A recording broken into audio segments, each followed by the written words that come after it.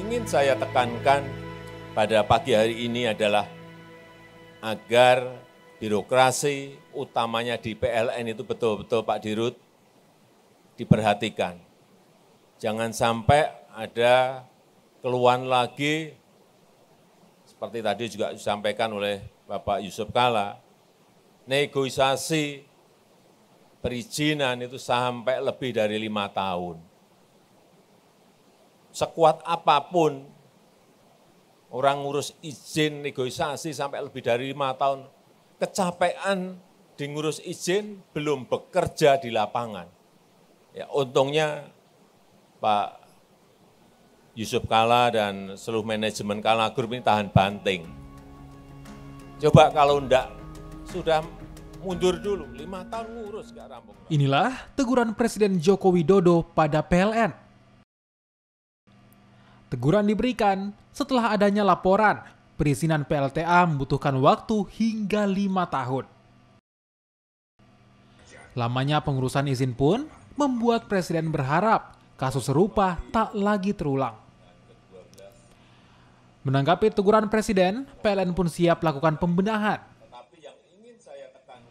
Koordinasi dengan sejumlah pihak akan dilakukan agar perizinan tidak lagi lama.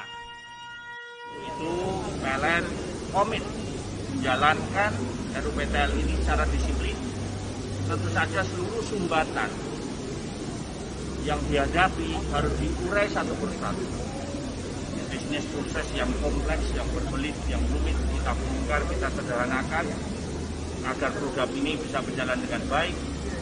Tentu saja dalam menjalankan ini, PLN tidak bisa menanggung beban ini sendirian. We have to do this through collaboration, melalui kolaborasi.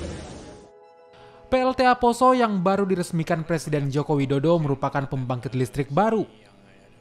PLTA ini akan membantu kebutuhan listrik rumah tangga hingga industri di Sulawesi Selatan, Sulawesi Tengah, dan Sulawesi Barat.